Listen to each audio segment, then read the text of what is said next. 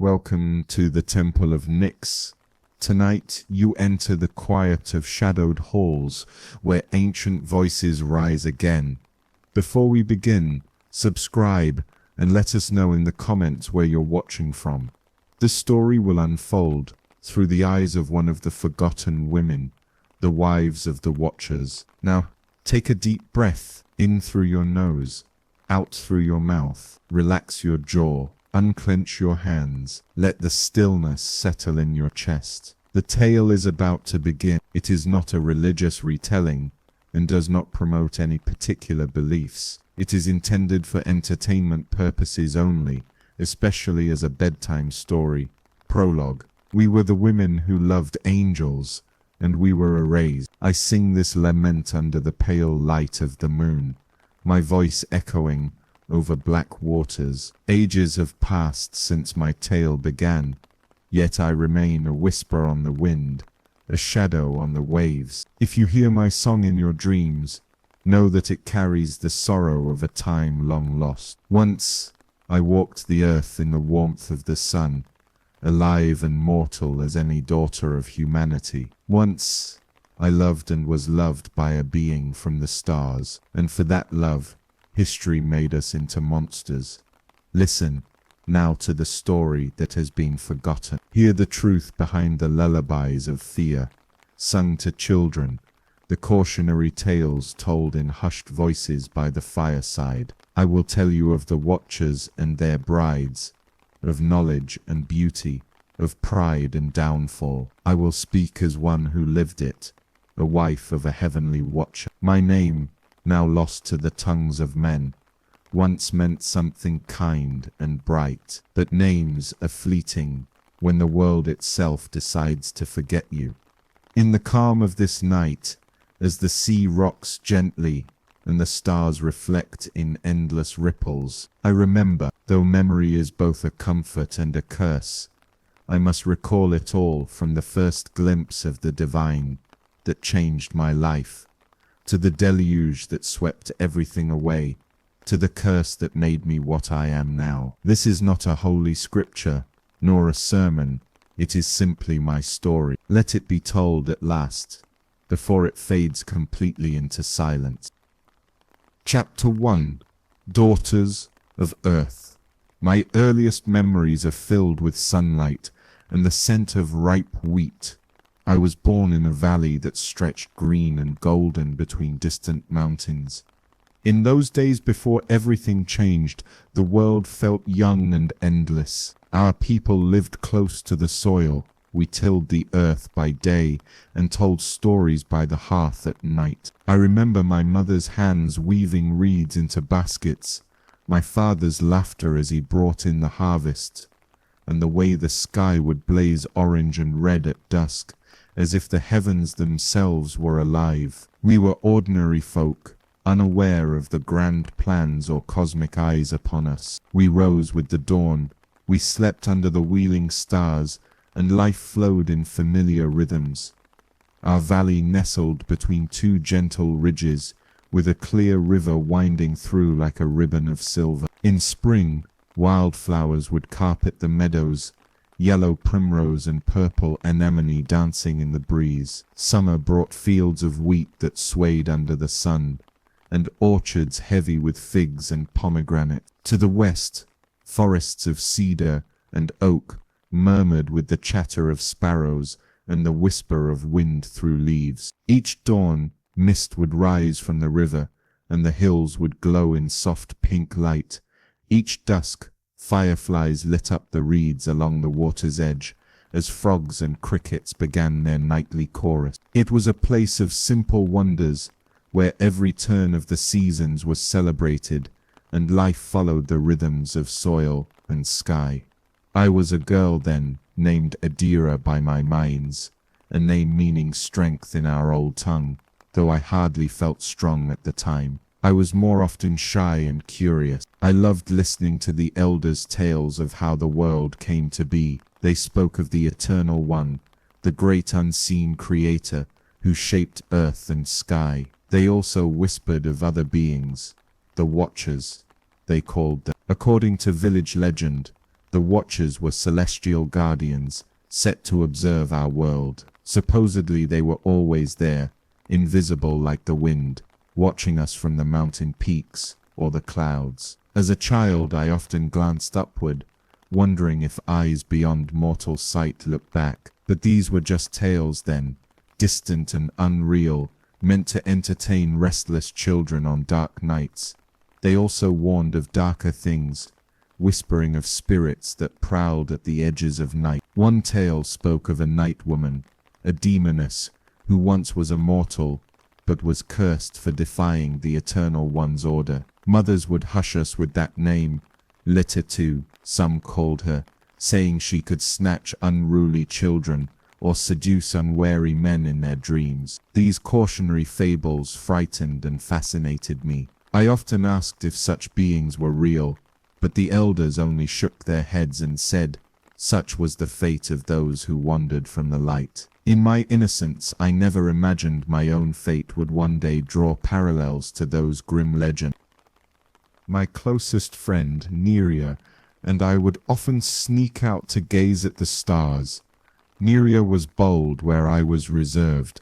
She had a laugh like bubbling spring water, and a spirit that hungered for adventure. Under the vast night sky, she would spin fantasies of beings living among the stars or hidden in the forests. We would lie on the soft grass, pointing out shapes in the constellations and giving them names of our own. One warm evening, I remember Neria turning to me, her eyes reflecting starlight, and asking, "Do you think they're really up there, the Watchers? Do you think they ever come down?" I shrugged, pulling my shawl tighter around my shoulders. "They're just stories. If they were real, wouldn't we have seen them by now?" But even as I said it, part of me hoped I was wrong. Part of me dreamed that something wondrous lay beyond the veil of the ordinary, waiting just out of sight. If my childhood was idyllic, it was also sheltered. There were hints of trouble in the wider world. Travelers passing through spoke of distant quarrels, of towns where people had grown cruel or greedy. Our elders clucked their tongues and said the Eternal One would be displeased at how far some had strayed from the old ways of goodness. Still, in our valley, we felt safe. The world beyond seemed far away, its problems like a bad dream that hadn't reached our waking life. We had our work and our small joys, the taste of fresh bread, the thrill of autumn's first chill, the songs we sang at the end of each day. On the surface I had everything I needed, and a life laid out before me. Help my parents, marry a local boy, raise children, grow old under the same skies. Yet inside, I often felt a restlessness, a yearning I could not name. Sometimes I would climb the eastern hill at dawn, where a lone oak tree stood, just to watch the sunrise alone. I felt there was something out there calling to me in those quiet moments, the whisper of a destiny I couldn't yet grasp. Neria would tease me for being a dreamer. "Adira," she'd say with a grin, "if you stare at that horizon long enough, you might just fall off the edge of the world." I would laugh, but my heart did yearn for something beyond the edge, beyond the daily routines and expected path. Little did I know, the beyond was about to come to me. We all sensed a change in the air before we understood it. It began subtly, strange lights flickering atop the distant mountains at night, as if stars had fallen onto the peak.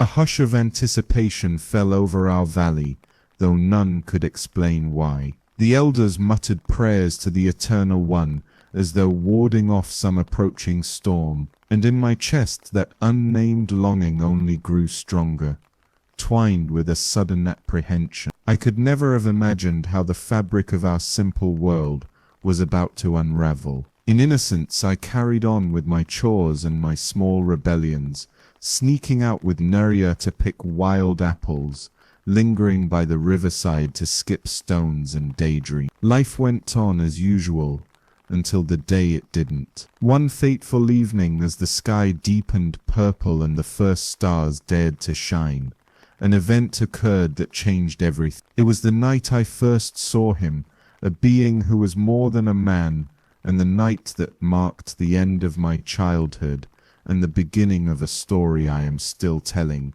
even now. Chapter 2. The Shining Ones.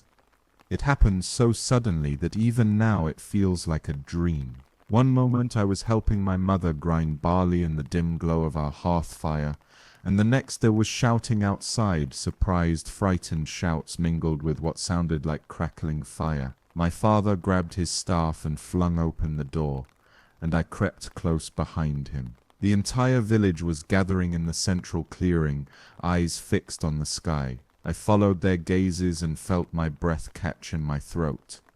Streaking across the twilight sky were figures of light. At first I thought them falling stars, bright, silent trails arcing down toward the earth. But as they descended, their shapes grew clearer. These were not stars nor birds, but something else entirely. Beings, tall, radiant beings, were coming down from the heavens. They glided on the air as though it were water, their forms aglow with a soft luminescence. I could hardly comprehend what I was seeing. A collective gasp rose from our people when the first of the strangers touched down at the edge of the clearing. There were 3 of them at first, then 5, then more, each alighting gently on the grass. They were like men, and yet more than men, taller by at least a head, and impossibly graceful. Their skin had a faint glow, and their eyes shone like polished amber in the firelight. They wore garments that seemed woven from the light of dawn,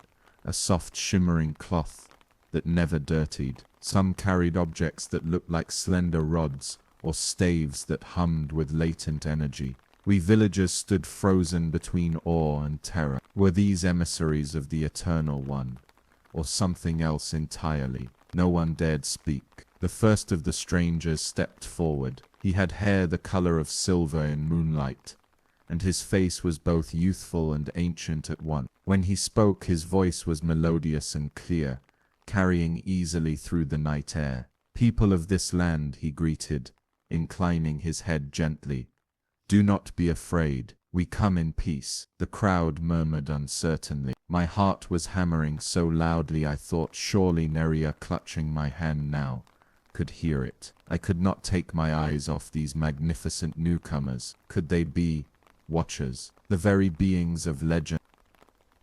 Another stranger stepped forth, scanning the gathered villagers as if seeking someone. I felt his gaze brush over me and shivered, though the night was warm.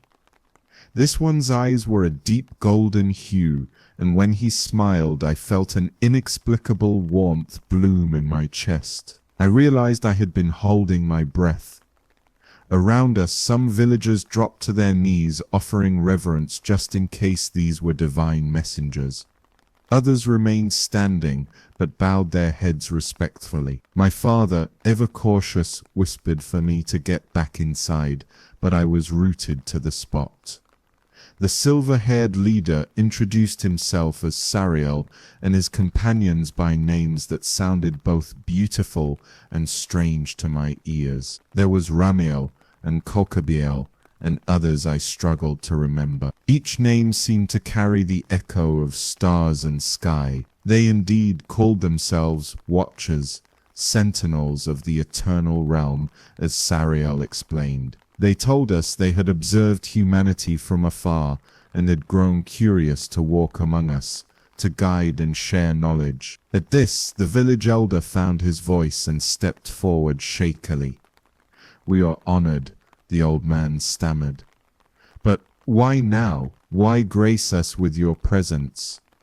Sariel's golden eyes seemed to catch the starlight as he answered, "A new dawn is upon this world. We have come to help humanity thrive. Too long have we watched in silence as you struggled. We bring gifts of wisdom and skill, so your lives might be enriched." A soft murmur swept through the crowd at these words. Hope, wonder, and doubt mingled in equal measure. Gifts of wisdom, What might that mean? I felt Neria squeeze my hand. She glanced at me with eyes wide and shining with excitement. I knew what she was thinking. It was like one of our starry imaginings come true. Beings from the sky, here in our humble village, offering their guidance. It sounded like a blessing beyond measure. Yet, as I looked at Sariel and his kin, I noticed something else.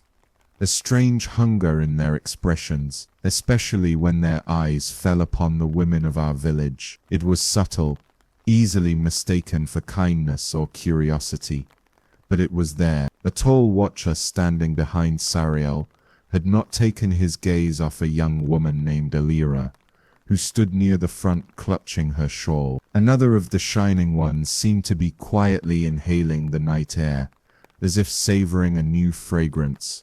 His eyes rested on Neria for a heartbeat longer than they should have. A flush crept to my cheeks as I realized one of them, the one who had glanced my way before, was now decidedly watching me. Our chief, an aged but sharp-eyed man, cleared his throat. "We welcome you, watchers. If truly you mean us no harm, you may stay among us as friends." There was an undercurrent of unease in his tone, but hospitality was our custom. The watchers bowed graciously. Some villagers began to approach them with hesitant smiles, curiosity overcoming fear.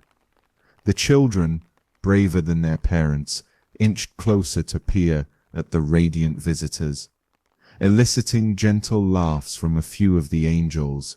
For what else could I call them now? My mother pulled me close, her arm protectively around my shoulders, and I felt her trembling.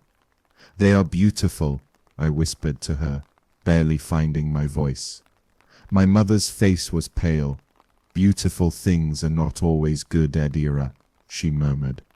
"Remember that." That night, the village hosted our celestial guests with what meager means we had. A great bonfire was lit in the clearing, and everyone contributed from their stores: bread, roasted lamb, jugs of sweet wine. The watchers seemed pleased, though I noticed they ate little, and instead observed us keenly. I sat with my family under the oak tree at the edge of the feast, my head swirling with questions. Neria, sitting beside me, was practically vibrating with excitement. "Can you believe this?" she whispered. "Real watchers, and they look so human, and yet so perfect." I could only nod. My eyes kept straying to that one angel who had fixed on me earlier. He stood by the fire, speaking quietly with one of his brethren, but I felt his attention constantly returning my way. In the firelight, I could better see him now. His hair was a deep chestnut brown, and though he had the same luminescent aura as the others, there was something gentle in his stance. Finally, as if sensing my gaze, he excused himself from his conversation and approached my family's little circle. My father stiffened, but the angel gave a disarming smile and inclined his head respectfully. "Good evening," he said softly, up close. His voice made my stomach flutter. It was like a chord from a lyre, rich and soothing. "May I sit?" My father hesitated only a second before nodding. So the angel lowered himself gracefully onto the grass, across the small fire from us. "I am called Demariel," he introduced himself, looking primarily at me. His eyes were the color of honey and sunlight. I realized I was staring and quickly looked down, cheeks hot. My father introduced our family in turn. When he mentioned my name, Demariel repeated it, as though testing its sound. "Adira." The way he said it imbued it with a new significance, like a cherished title. "That is a lovely name," he commented, sending my heart skipping. I managed to thank him quietly. My mother asked politely how he found our humble village. Demariel explained that he and his fellows had traveled far and wide and were drawn to our valley for its tranquility and the purity of its people's hearts. "We have watched humankind grow, he said, poking the small fire with a stick out of idle habit, and we have desired greatly to be a part of your world, to share in your joys and help ease your sorrows. It was heady stuff to hear, an angel speaking of our joys and sorrows as if they mattered to him.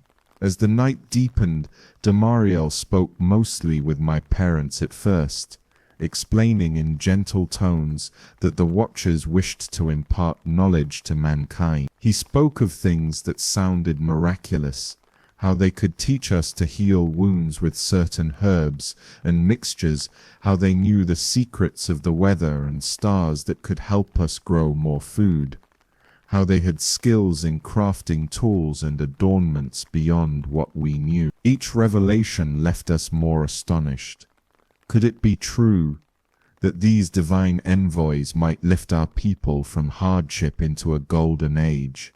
My father, though awestruck, maintained a respectful skepticism. "Forgive me, Damariel," he said. "It is not that we doubt your generosity, but what would the Eternal One think of this? We have always been taught that the heavens and earth are to remain apart until the proper time." At that, Damariel's pleasant expression faltered just a touch. A shadow crossed his face, perhaps guilt or defiance. I could not be sure, but it was gone in an instant, replaced by a reassuring smile. "The Eternal One watches all," he replied, "and we believe it is by his will that we are here now. In all things we serve the great purpose of goodness." He lifted his eyes to the stars as he spoke, and in that moment he seemed devout and sincere. My father bowed his head, content with the answer, or at least unwilling to press further. As the embers of the bonfire began to die down and people drifted to their homes, Damariel turned to me.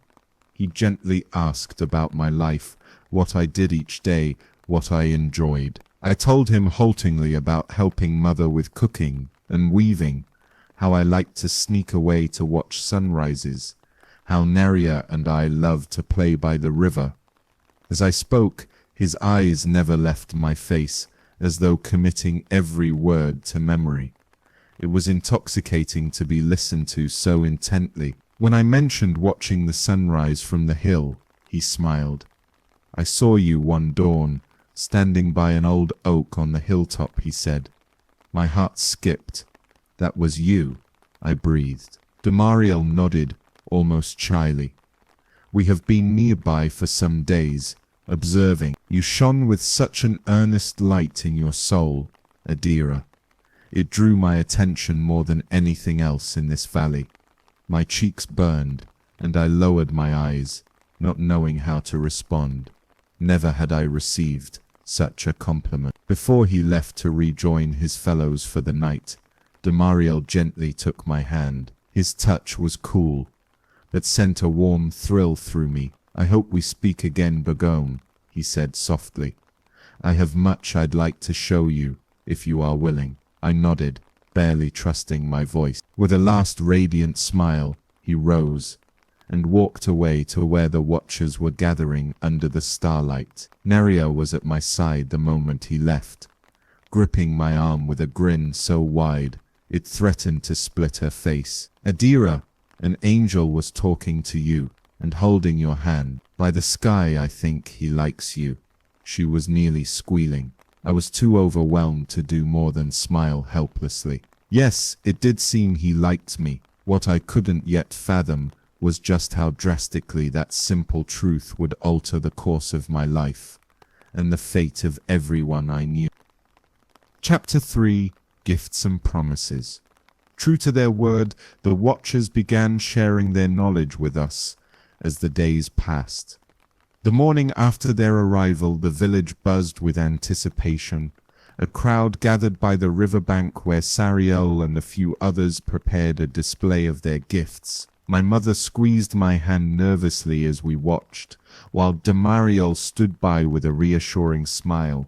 One of the Watchers, Kokabeel, whose name we learnt meant something like Star of the Divine, knelt beside a sick calf that belonged to a farmer, The poor creature had been limping for weeks. Crocodile produced from his robes a pinch of sparkling powder and mixed it into a bowl with crushed leaves and water, creating a poultice. He applied it gently to the calf's leg while murmuring words in a language none of us knew. Within minutes, the animal stopped trembling and stood firm, its swelling miraculously reduced. A cheer rose from onlookers. I saw the farmer wiping tears from his eyes, bowing in gratitude. Another watcher taught the women a new way to grind grain more efficiently, showing how certain stones could be shaped to create better millstones. And yet another drew symbols in the dirt to explain the movements of the sun and stars, predicting weather changes, something which could save our crops from floods or droughts. It was as if doors to a larger world had been flung open, and we were peeking through, awestruck. Demario stayed near me through much of that day, guiding me from one wonder to the next. He showed me an herb with small blue flowers growing by the water, one I had seen all my life but thought a weed. "This is arana," he said, placing a sprig in my palm. "Steep its leaves into tea, and fevers will break by nightfall. Mix it with honey, and it soothes a cough." I marveled at the gentle fragrance of it, committing his instructions to memory. He demonstrated how grinding certain shiny black stones produced a pigment that could be used to decorate pottery, or even as a kind of makeup for eyes. At this I giggled at the thought of painting my face, but Neria eagerly experimented under the watcher's guidance, darkening her eyelids. The other girls gasped at how striking it made her look. Such adornment was new to us. We had only ever used a little berry juice for a hint of color on festival days. "Beautiful," Demario murmured to me, though his gaze wasn't on Neria. I felt heat rise to my cheeks when I realized he meant me. Perhaps he imagined how I might look with kohl around my eyes. By midday, any lingering wariness among our people had largely melted into excitement. The watcher's gifts were undeniably helpful and fascinating. Skeptics were won over when a withered old man with failing eyesight received from Sariel a few drops of a golden tonic, and by the next sunrise claimed his vision was clearer and sharper than it had been in decades. "A blessing," he proclaimed to anyone who would listen. "They bring us blessings from the Eternal One." Many villagers echoed the sentiment, believing wholeheartedly that these benevolent beings must be agents of divine favor. Yet, under the surface of euphoria, subtle undercurrents flowed. I caught whispers among some of the older folk in the evenings, anxious prayers that we not displease heaven, or mutterings that mortals were never meant for such knowledge. But those voices were few, and easily drowned out by gratitude and wonder. Even my own parents, cautious by nature, gradually warmed to the watchers as they saw tangible improvements in daily life. My father's back pain eased with a salve one angel provided. My mother learned a technique to keep her stored grain dry and pest-free. We felt as if we had stepped into a golden age overnight. During those days, Demario and I grew close. Whenever he taught a skill to a group, I found myself at his side, listening intently. He, in turn, often singled me out with a gentle, "What do you think of this, Adira?" Or, "Here, let me show you up close." One afternoon, he carved a delicate pattern into a wooden flute, using a small shining instrument. The precision and artistry took my breath away. When he finished, he pressed the flute into my hands. "For you," he said. I ran my fingers over the intricate carvings, symbols of stars and swirling winds. I was so moved I could barely speak. "I have nothing to give you in return," I finally replied, feeling suddenly aware of my simple dress and calloused hands. Demario shook his head, smiling.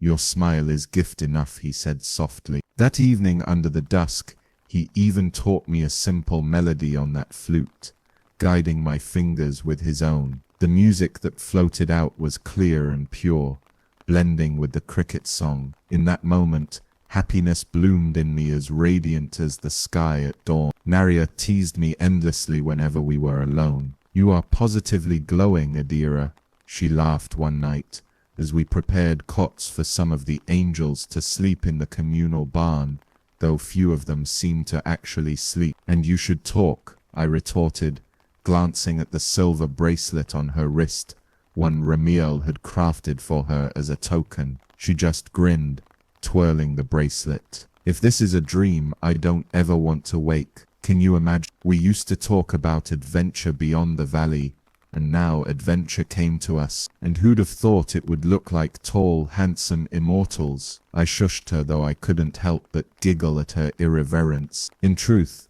I too felt like I was living inside a story. In a matter of days, the landscape of my life had utterly changed, widened and colored by marvels and affections I never anticipated. It wasn't long before it became clear the Watchers desired more than just to teach. They sought companionship. Each of the radiant visitors had begun gravitating toward particular individuals. Our village was small, but a few of us young women had caught their eyes. It was perhaps inevitable. We were fascinated by them, and they by us. One evening, under a sky thick with brilliant stars, the subject was finally broached. Sariel, the unofficial leader, addressed our community around the fire. "Friends," he said in his musical voice, "our time among you has shown us joys we did not know we lacked.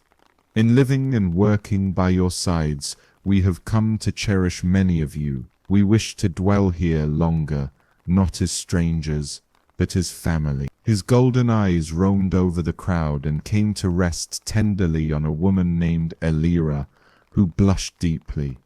"In short," Sariel continued, "some of us desire to take spouses from among the daughters of men, and to be as husbands to them, if you would permit." A silence fell. Though many of us expected this sentiment, the flirting and courtship rituals had not gone unnoticed. Hearing it spoken openly was another matter. An older man, the village elder, rose slowly to his feet. His face was troubled even as many of the younger folk whispered excitedly. "Mighty One," the elder addressed Sariel, "you honor us deeply, but it is known that those from the heavens do not usually mingle so closely with those of earth. Is this truly right to do?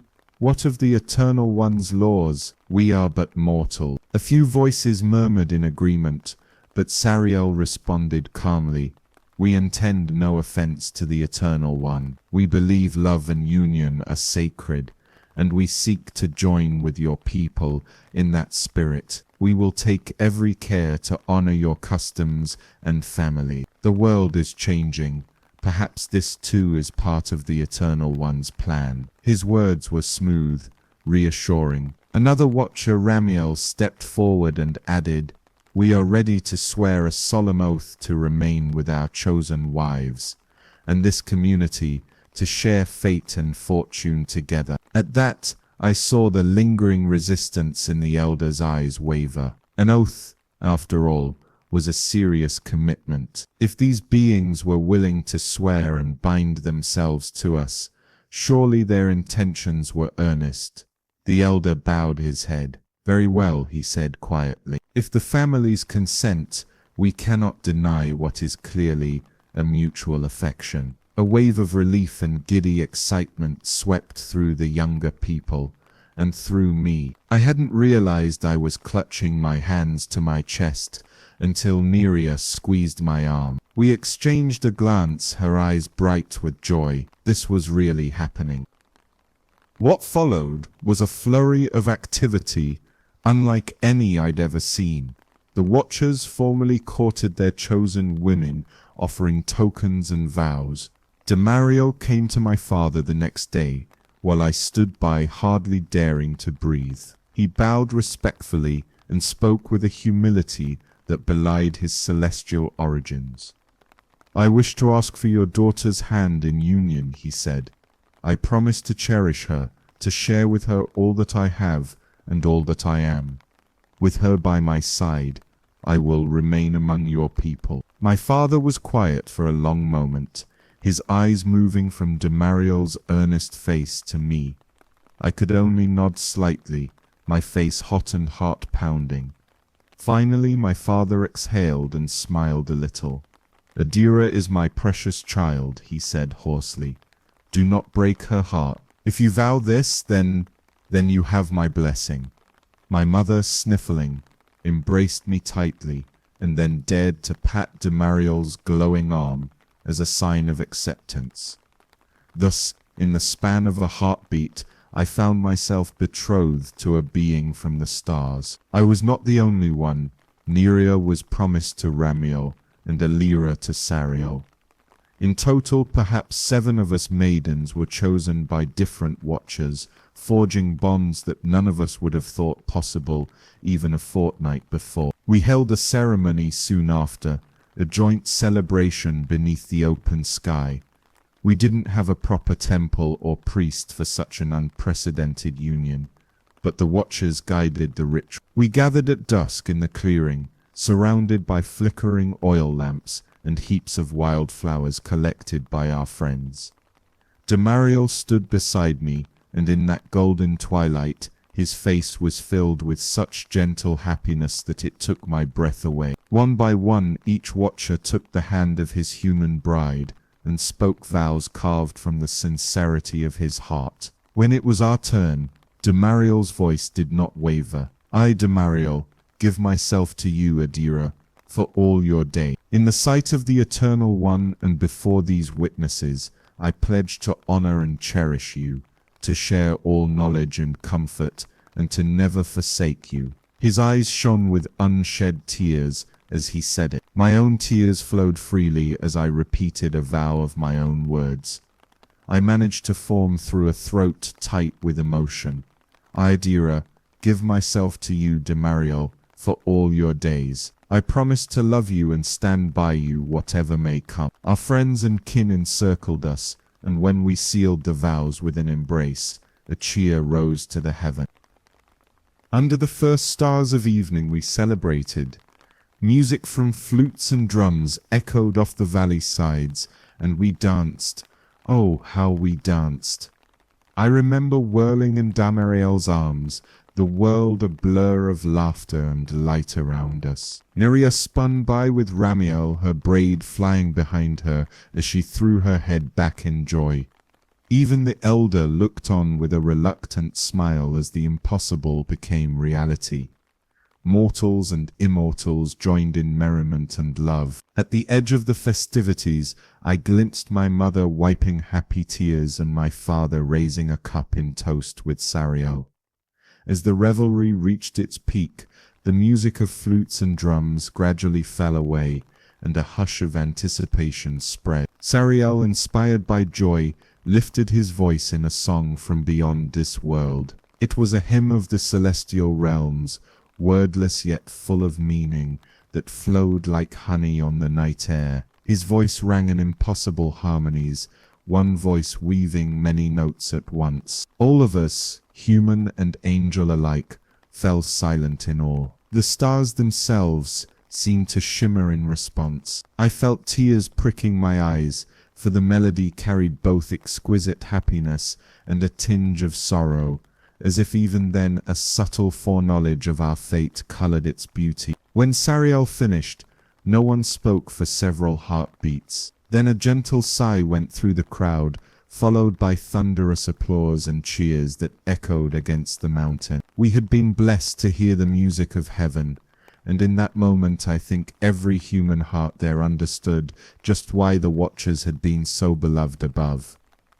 That night of celebration remains one of my most treasured memories, a final pinnacle of untainted bliss before the descent. Beneath that canopy of stars, we truly believed our futures would be bright and boundless. If only we had known how brief and fragile such moments would be. Late that night, after the revelry, Damariel led me by the hand to a quiet grove beyond the village. The air was cool and filled with the scent of night-blooming jasmine. There, beneath a canopy of shimmering stars, he gently lifted my veil and kissed me for the first time. It was as soft as a breeze, and as powerful as a wave of warmth through my entire being. In that intimate darkness, two worlds truly became one, our union complete in body and spirit. I fell asleep in his arms as the night creatures sang around us, utterly content and unaware of any shadow on the horizon. If there were warnings then, I did not see them. If there were storm clouds gathering in those blissful days, we were blind to them. We believed in our youthful hope that this was the beginning of a new era of peace and enlightenment. How could we have known that it was the calm before the greatest storm of all? For now I was simply a young wife, deeply in love, stepping into a future more radiant than any dawn I had ever watched from my lonely hill. Little did I realize that every light casts a shadow, and ours was growing longer by the day. Chapter 4. Fruits of Knowledge. The weeks and months that followed were a time of wonder for our little valley.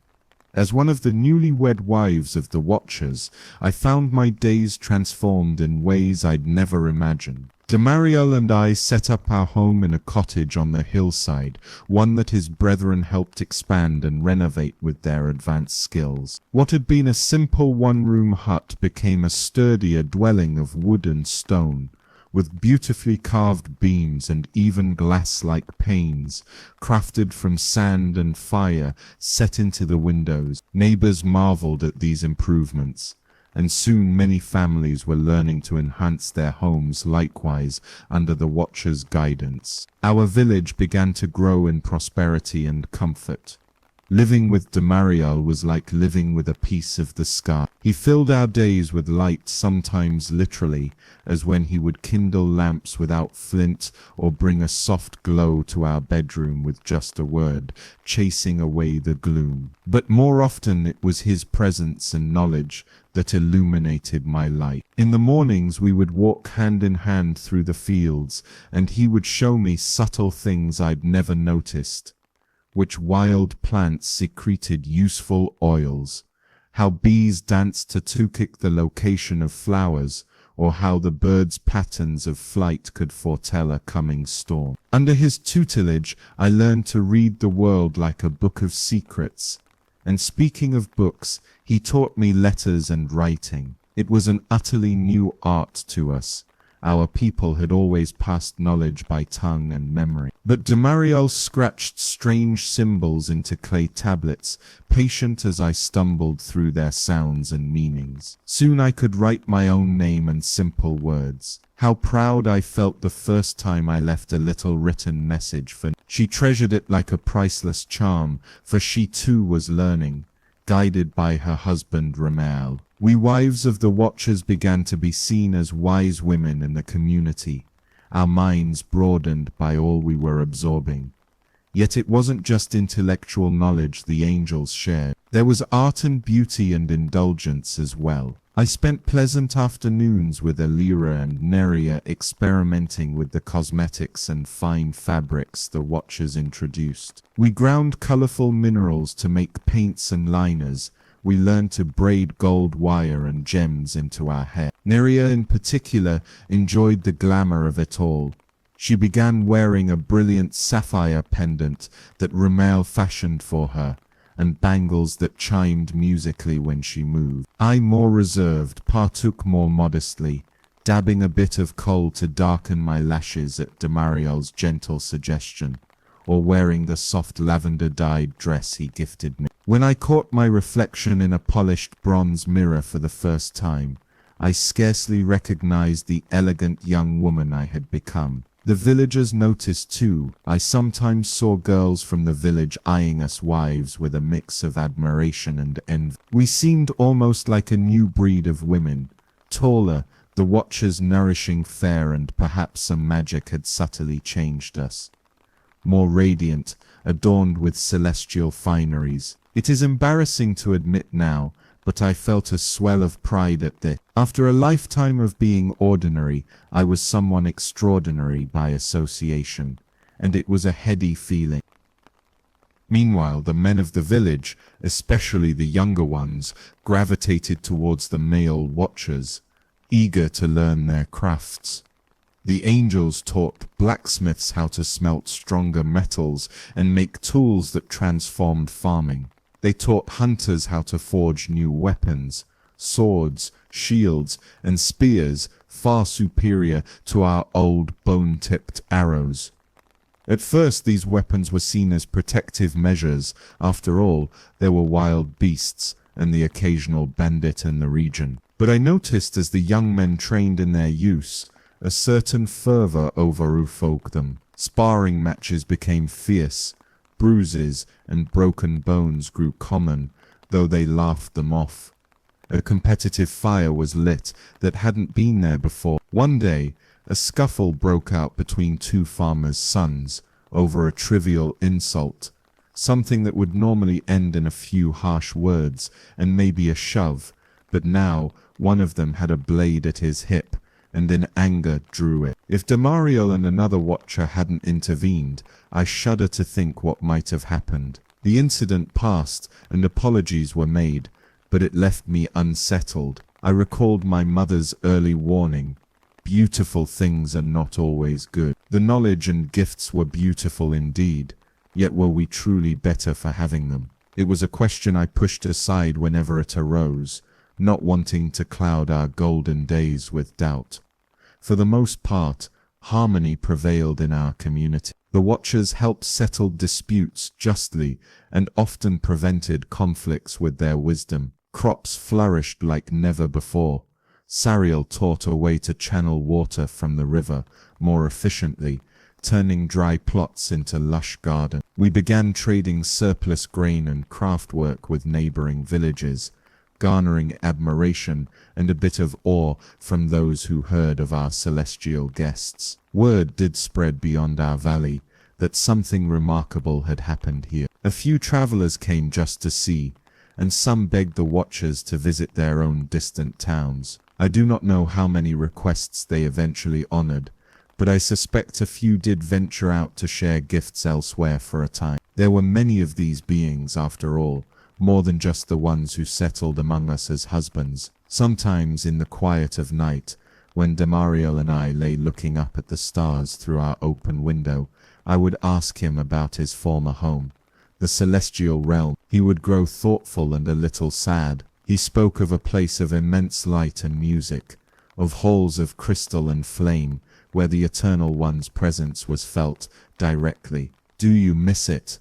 I asked softly, tracing a glowing sigil on his forearm that marked him as a watcher. He turned to me and brushed a strand of hair from my face. "How could I miss anything when you are here by my side?"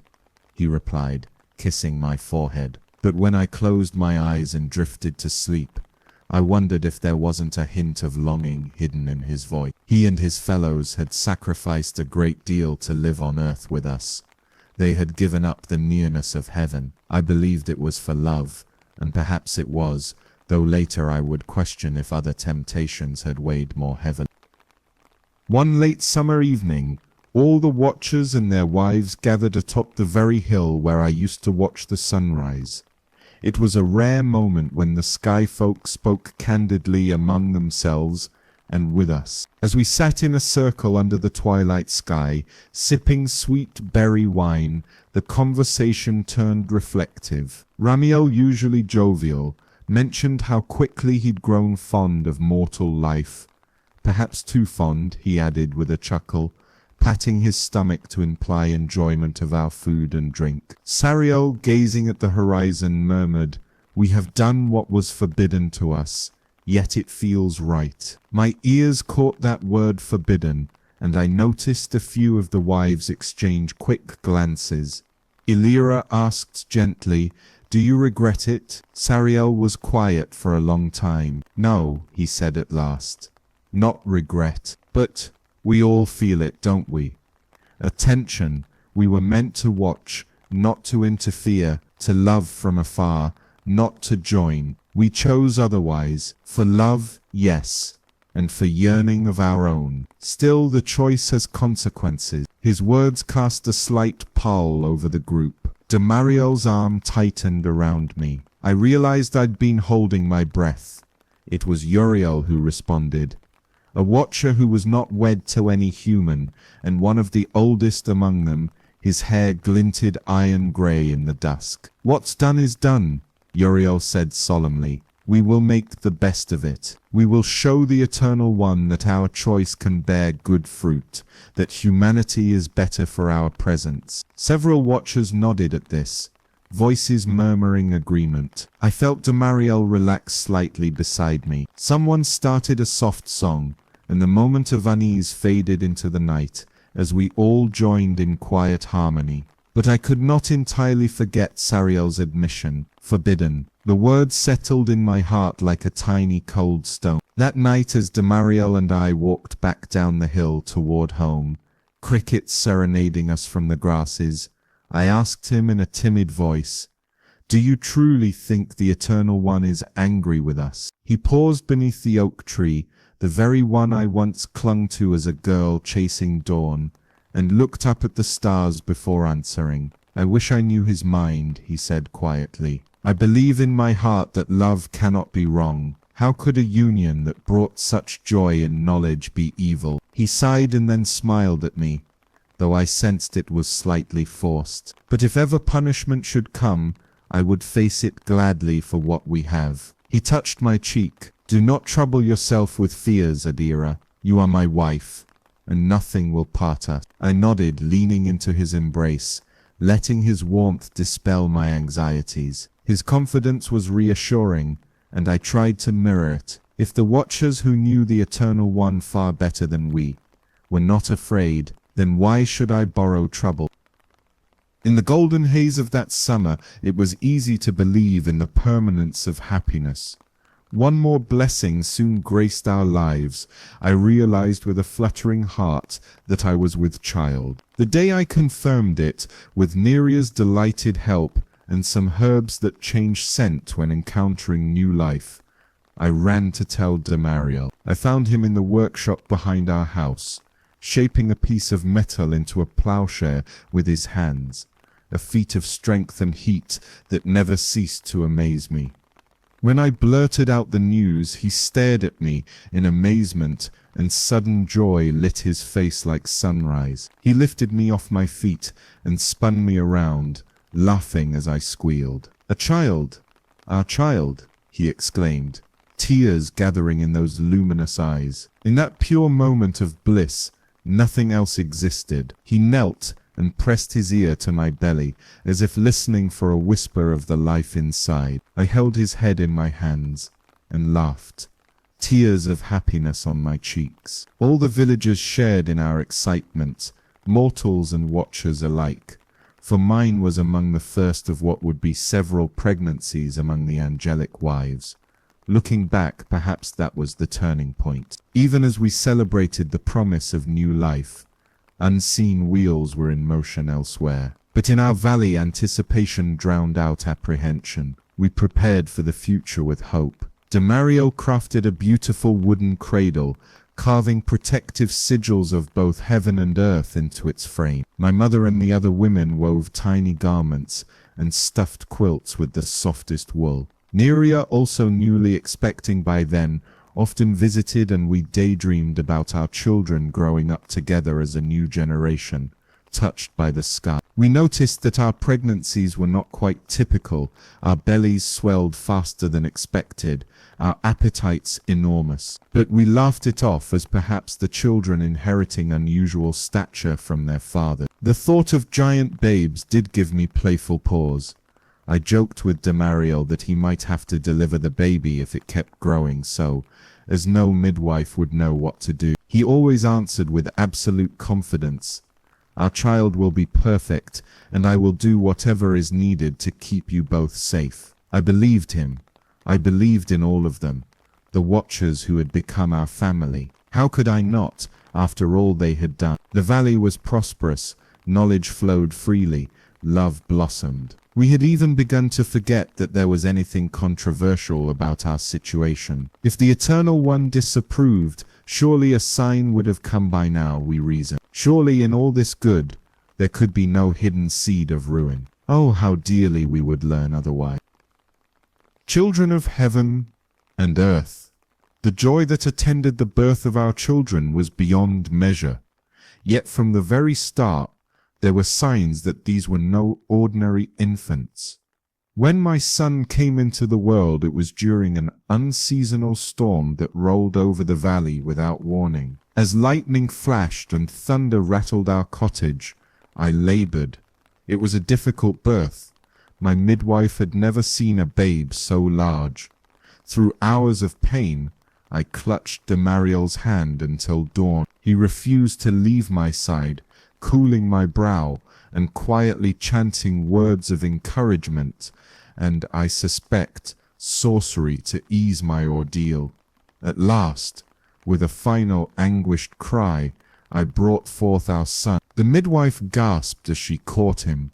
He was nearly twice the size of a normal newborn, with a sturdy build and eyes oddly alert for a fresh babe. As the thunderstorm abruptly dissipated outside, my son let out a wail that sounded more like a young cub's roar than a baby's cry. Exhausted as I was, I felt a swell of fierce love and pride as they laid him on my breast. He was beautiful to me, rosy and strong, with a fuzz of dark hair. I named him Eren, meaning awake, for his eyes remained open, curiously taking in the world even in his first minutes of life. Demariel was overcome with emotion.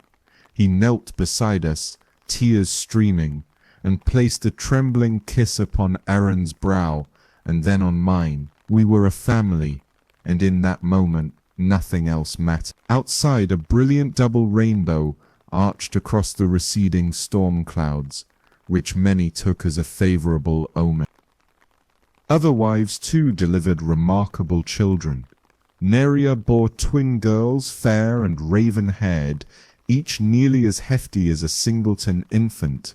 Though exhausted, she survived, laughing through tears that Romiel now had not one but two daughters to spoil. Elira's labor, however, took a tragic turn. She struggled for 2 days, the child inside her even larger than the rest. Despite Sariel's power and the midwife's skills, Elira's body could not bear it. Her son was finally cut from her womb in a desperate attempt to save at least the child. But she slipped away in Sariel's arms moments after, a soft smile on her lips, as if seeing some comforting vision beyond. The baby boy, unfortunately, never drew breath. Whether he perished from the prolonged labor or some flaw, we knew not. The village fell into mourning. Elira had been beloved, and her loss was our first real taste of sorrow since the Watchers arrived. Sariel was inconsolable for a time, wandering alone into the hills to weep. His grief a chilling echo that some swore caused the very wind to howl at night. Despite that heartbreak, most of us mothers recovered and doted on our newborns. We noticed early on that they developed at an extraordinary pace. My Eren, barely 6 months old, crawled with the strength and mischief of a toddler. By the time he reached 1 year, he was walking, no running around our home, often getting into trouble with his precocious height and reach. He could already speak a few halting words, and his laughter boomed heartily. Neria's twin girls were similarly advanced, toddling about and babbling in their own secret language. We were astonished, but also bursting with pride. These children of heaven and earth were special, clearly, and we believed they were destined for greatness. Their growth did not slow. Year by year, the difference between them and normal children became more stark. By age 3, Eren was the size of a boy of 7, and far stronger. I would find him carrying logs meant for the fire that even a grown man would struggle to lift. He and the other half-angel children, there were 5 surviving in our village, including my son and Neria's twins, often played together. Their play, however, sometimes turned rough without them meaning harm. One day I stepped outside to a commotion. One of the village boys, a 5-year-old, was screaming on the ground while my Eren stood over him, looking confused and guilty. It turned out they'd been playing ball, and Eren accidentally knocked the boy over, breaking his arm in the process. I rushed to apologize to the boy's mother, helping bind the arm while fighting back tears of my own. The woman accepted my help stiffly, but as she led her sobbing child away, I heard her hiss under her breath, "Little giant monster." It was the first time I heard someone call my son a monster. It felt like a knife in my heart. When I recounted the incident to Damariel that evening, he tried to comfort me. "They are children," he said of the villagers, meaning not just in age, but in understanding. "They do not see what we see. Iran will grow into his strength. He will learn control." I nodded, wanting desperately to believe him. But as Iran and the others grew even bigger, fear among the villagers grew with them. That night I found Iran curled in his sleeping mat, unusually quiet. He had heard the other boys' cries and sensed my distress, and now his big blue eyes brimmed with tears. "Mama, I hurt him," he whispered when I sat beside him. I didn't mean to. My heart squeezed painfully. I gathered him into my arms, smoothing his hair. "I know, love, it was an accident." He was already so large that his head lay in my lap like that of a child far older.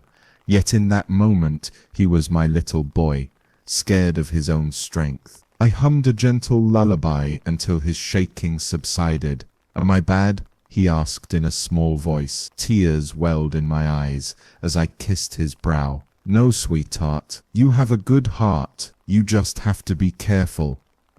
Be gentle." He nodded against me, sniffling. "I will, Mama, I promise." When he finally fell asleep, I sat a while longer listening to his soft breathing and praying silently that the village would have patience and that the Eternal One would somehow guide us through these innocent stumbles. Though comforted by Damariel's hope, a sliver of worry lodged in my soul that night, one I tried my best to ignore.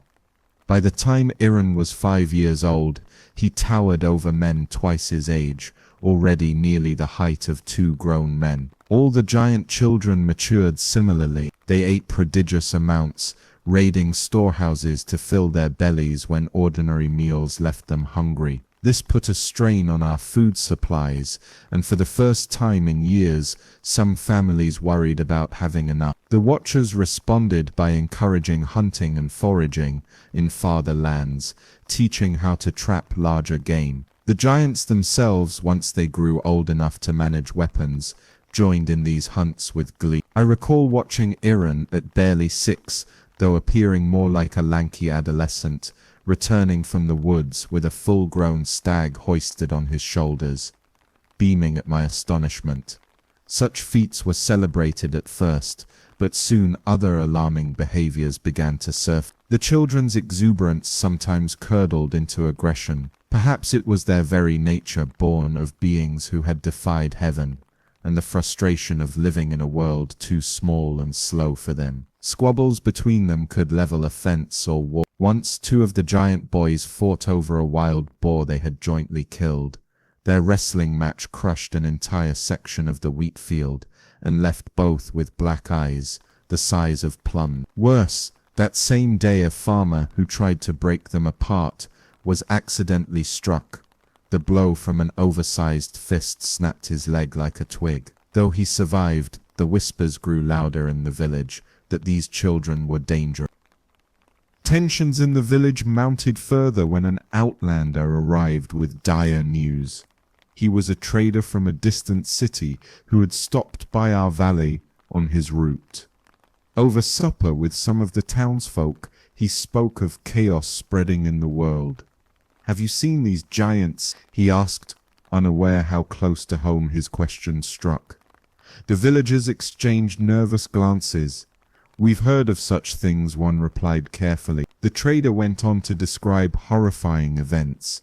Towering, violent youths rampaging across settlements, taking whatever they desired, even people's lives. He told of a band of giant men who had set themselves up as warlords in his homeland, demanding tribute of food and gold, and crushing anyone who defied them. Our gathered folk listened in increasing alarm, eyes darting to where a few of our own giant children, now on the cusp of adolescence, were loitering at the edge of the square.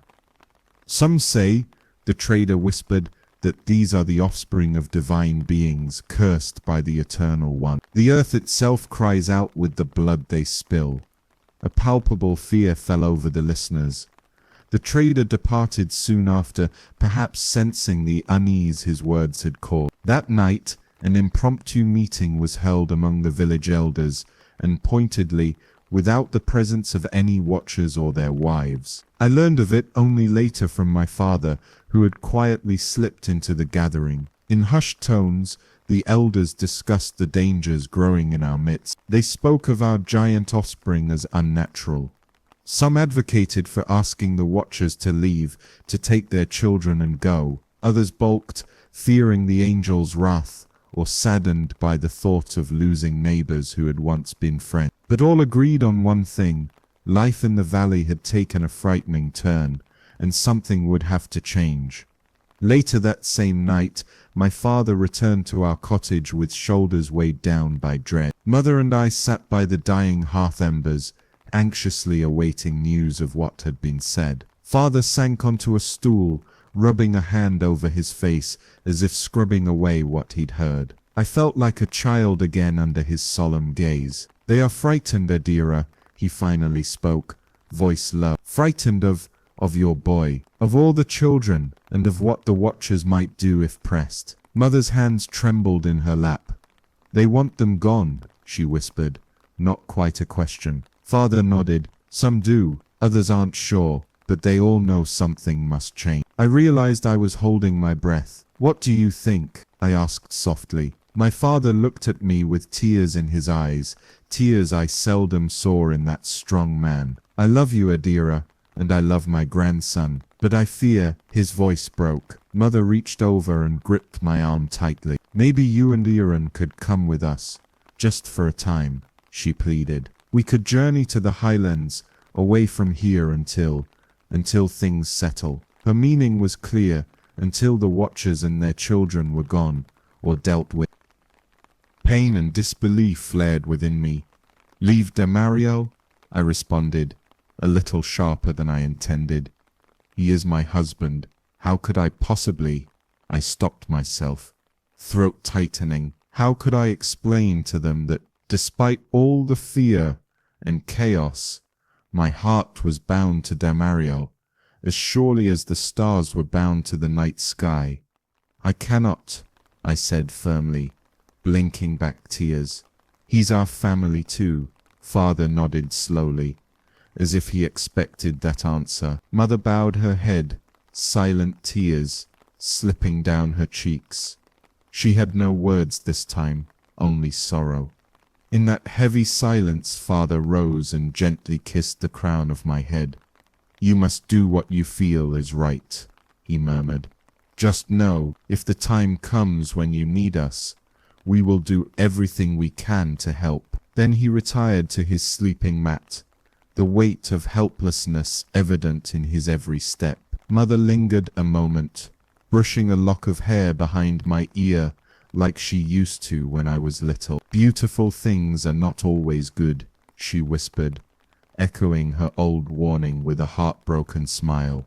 "Oh, my dear girl, I pray the Eternal One protects you." She embraced me tightly, and I clung to her, eyes shut, wishing none of this was real. When I was finally left alone by the fading fire, I stared into the embers and allowed myself to weep freely. The chasm between my two worlds, my mortal kin and my celestial love, had never yawned wider. I understood my parents' fears. A part of me even shared them, but I also knew I would not abandon Damariel or Iran. Whatever was coming, we would face it together as a family. I wiped my tears, steeled my heart, and stepped outside to gaze at the restless sky. Over the mountains, distant lightning flickered, nature's herald of the storm that would soon engulf us all. We wives were not ignorant of the shift in mood. When I walked through the market, Conversations would hush and eyes would avert. Neria confided that one morning she found a crude symbol smeared in mud on her door, a ward against evil. It broke her heart. We had been villagers too, daughters and sisters like the rest. Now we were seen as something else, mothers of monsters, perhaps even witches who consorted with spirits against the natural order. I tried to maintain normalcy, buying my bread, offering smiles, but fewer smiles were returned. Only the blacksmith's kindly wife dared to speak to me plainly. One day, while fitting me with a new pair of sandals, the giant's tussle had torn my old pair when they knocked over a cart. She patted my hand and said, "I know you never meant for any harm, dear. None of you did.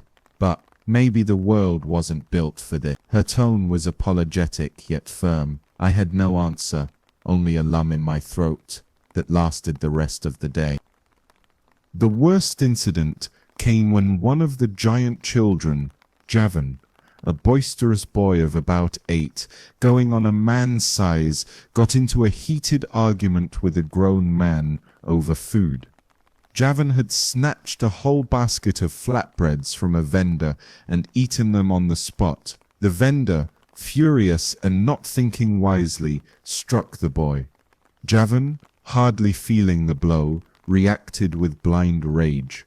He lifted the man bodily and threw him across the market stall as though he were a rag doll. The man hit a wall and did not get up. There was screaming. I wasn't present, but I heard about it moments later when alarms rang out.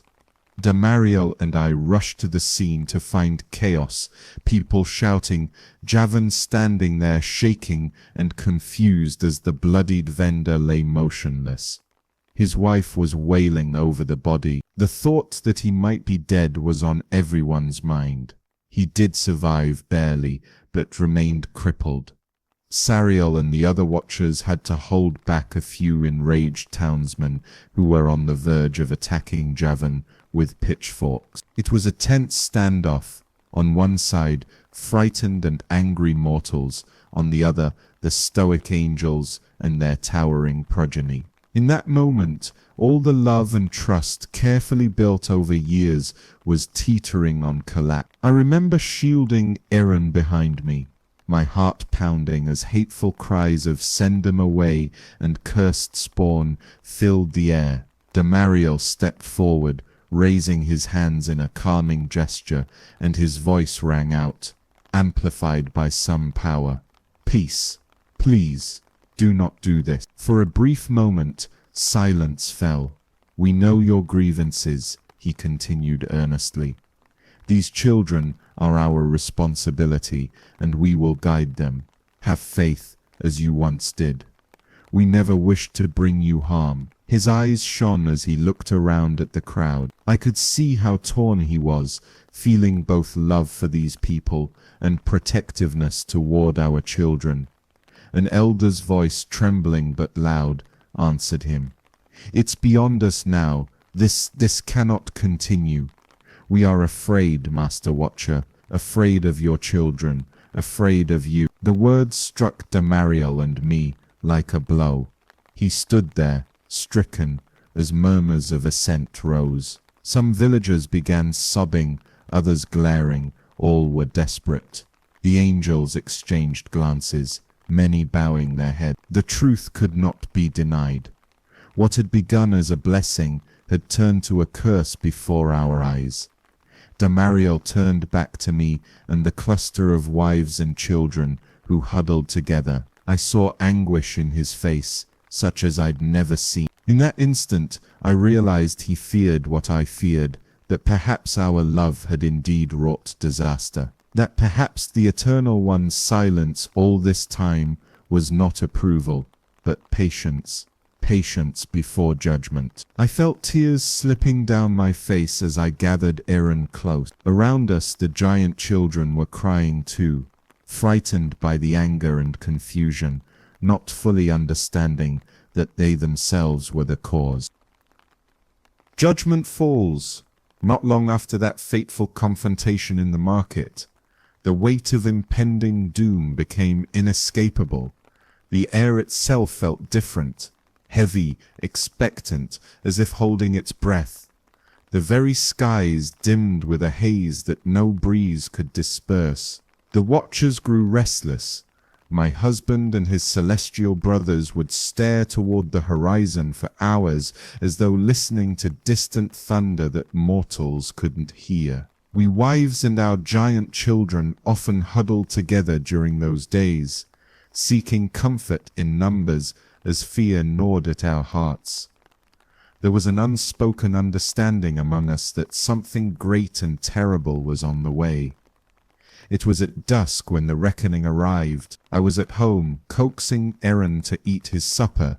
His appetite had waned with the tense mood around him, when a brilliant light suddenly flooded through our window. It was not the warm glow of sunset, but a cold, white radiance that sent us both to our feet. Damariel threw open the door and shouted for us to come. We emerged to a scene that stole my breath. A colossal figure of pure light was descending into the center of the village. It was as if a star itself had taken human shape, towering, stern, and radiant beyond comprehension. Unlike the Watchers, whose beauty was gentle, this being's presence was overwhelming, terrible, and sublime. I could barely look upon him. His face was like lightning, his eyes like torches of fire. In his hand was a great blade or scepter of flame, I know not which, for it blinded me to gaze at it. All around, villagers screamed or fell to the ground in terror. Even the giant children scrambled behind their mothers, whimpering at the sight. The watchers, one by one, arrived and gathered, as if drawn by an invisible summon. I saw Sariel, Ramiel, and others step forward, their once proud faces now humbled and resigned. Damariel joined them, though he cast a desperate look back at me and Aaron as if unsure whether to tell us to flee or stay. I rushed to his side despite the fear pulsing in my veins, pulling Aaron with me. "Adira, get back," Damariel urged softly, shielding us with one arm, but I refused to leave him. The blazing messenger surveyed the assembly, mortals and immortals alike cowering. When he spoke, the voice seemed to come from everywhere and nowhere, resonating in the ground beneath our feet. "You watchers," it pronounced, each word an earthquake of sound, "you sons of heaven have transgressed the command of the Eternal One." At those words, Damariel and the others bowed their heads deeply. Some villagers who had dared to watch now murmured prayers, convinced a destroying angel stood among them. I clutched Aaron close, his arms tight around my waist, as the voice continued. "You forsook your station and defiled yourselves with the daughters of earth. You have fathered abominations and revealed to them secrets of heaven, leading mankind astray into violence and sin." I shut my eyes, tears spilling, each accusation striking a truth we could no longer deny. One of the watchers, our beloved Sariel, raised his head as if to protest or plead, but the celestial messenger's burning gaze fell upon him, and Sariel quaked, sinking to his knees. None of the watchers dared speak after that. The being then turned its fiery eyes toward us women. I could feel when its stare passed over me. It felt like standing naked in a scouring wind. "And the women," the messenger thundered, "the wives who joined in this forbidden union." I felt Aaron tremble, and I instinctively covered his head, though he was far too big to hide. The messenger's face was impassive as he issued our sentence. "They shall share in the sorrow of this fate. Their names shall be wiped from memory, their forms twisted into lamentation. As night creatures by the waters shall they become, a warning for all who see." A collective cry of despair rose from our cluster of wives. Neria beside me let out a sob, and I gripped her hand as if that could undo the curse just pronounced. My mind struggled to grasp it, our forms twisted into lamentation. Night creatures by the waters, what did it mean? But deep in my soul, I felt the chilling finality of it. The messenger then raised the blazing instrument in his hand. "Hear the judgment of the Eternal One," he proclaimed to all the earth.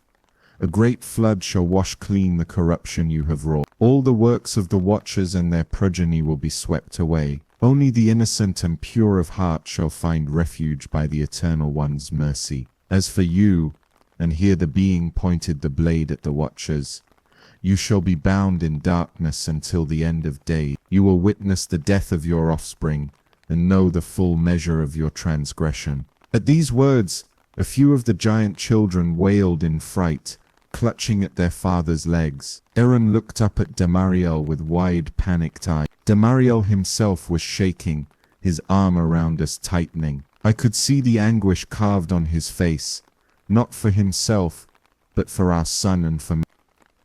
Without further warning, the ground trembled violently.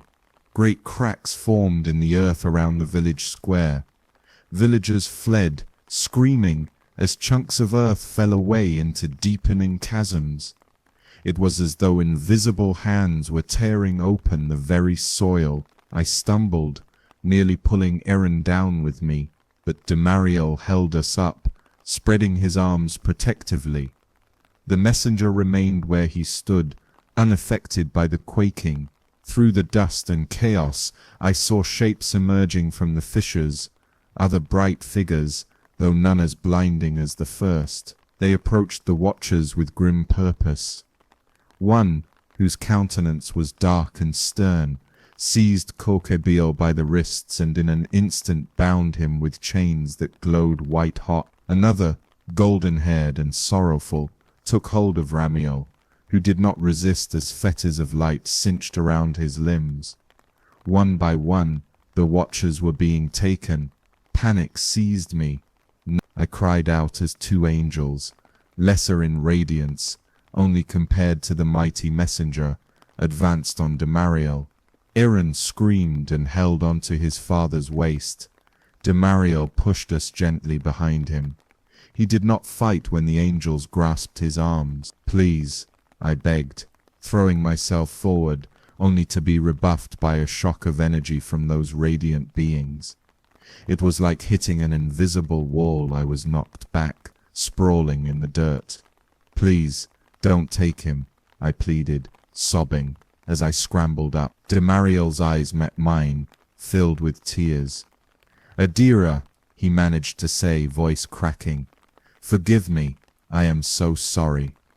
They began to drag him toward a yawning pit that opened nearby. Aaron rushed forward with a feral howl, trying to claw at one of the angels holding his father. Despite his great strength for a child, he was swatted aside like a bothersome insect, landing hard but thankfully not into the pit. I ran to Aaron, pulling him back from the crumbling edge. In those final moments, I saw all the Watchers being led into the deep fissures, their glowing forms disappearing into darkness below.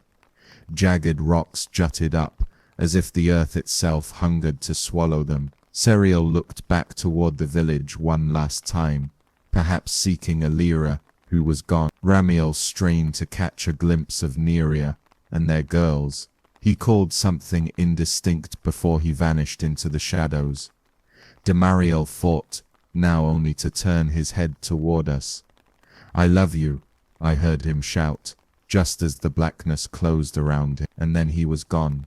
My beloved was gone, sealed beneath the earth. The great messenger raised his arms and the trembling ground stilled. The chasms began to close, entombing the Watchers in the depths. A silence fell, broken only by the sobbing of women and children. The angelic enforcers were gone as swiftly as they came, leaving behind only the first messenger, who now turned his gaze upon the rest of us, those who remained under the sky. The villagers, those who had not fled outright, knelt or lay prostrate, too terrified to move. We wives clustered together, our giant children huddled at our backs. I could hardly stand. Neria and I supported each other, both shaking uncontrollably. The messenger's eyes swept over us one final time. I could not tell if there was pity in that gaze or only cold judgment. "It begins," he said simply, and then in a blink he was gone, shooting back into the heavens like a falling star in reverse. Night fell fully then, and with it came an oppressive stillness. The judgment had been delivered, and the execution of the sentence was imminent. For a moment, none of us moved. It was as if the world stood still in the wake of the messenger's departure. A few of us wives remained kneeling, staring at the closed earth where our husbands had vanished, our minds unable to grasp the finality. Then a collective wail rose from some villagers, a sound of pure terror and helplessness, and the spell broke. Pandemonium erupted anew.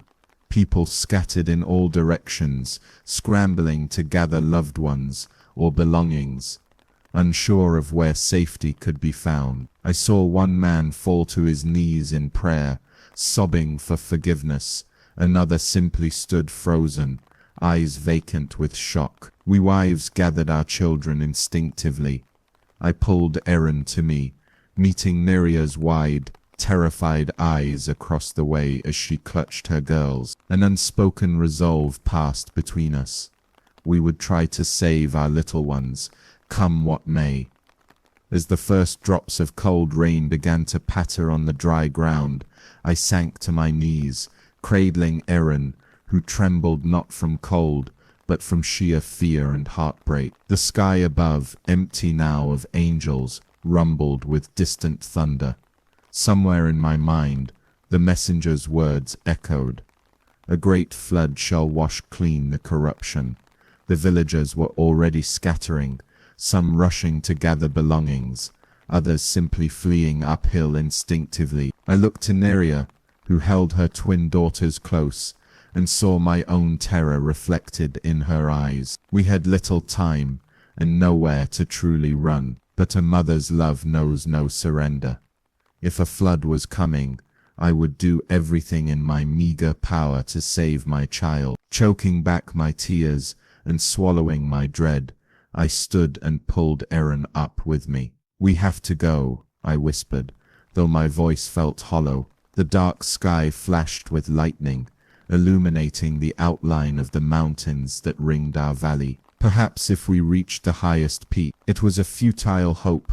How could anyone survive a flood destined to purge the world? Still, hope or denial was all we had. Along with a handful of others, Neria, a few village families, we began to run through the night towards higher ground. Behind us, I could already hear the roar of a great wind picking up and the unmistakable rush of oncoming water. The wrath of the Eternal One had been set loose, and it was racing to meet us.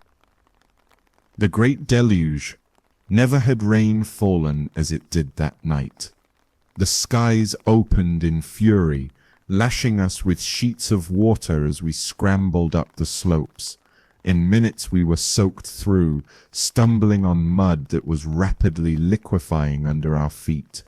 The wind howled as if the very air was screaming. In the darkness, lit only by sporadic lightning, I could barely make out the others with me. Neria was ahead, clutching her twin girls, one tucked under each arm, their terrified cries lost in the storm's roar. Erin, strong for his age, was half dragging me upward. More than once my footing slipped, and it was he who kept me from being swept back. My brave boy, I could feel his body trembling, whether from cold or fear or both. Yet he refused to let go of me. Below us in the valley, utter chaos reigned. Through flashes of lightning, I saw torrents of water rushing in from all sides, joining into a churning sea where fields and homes once lay.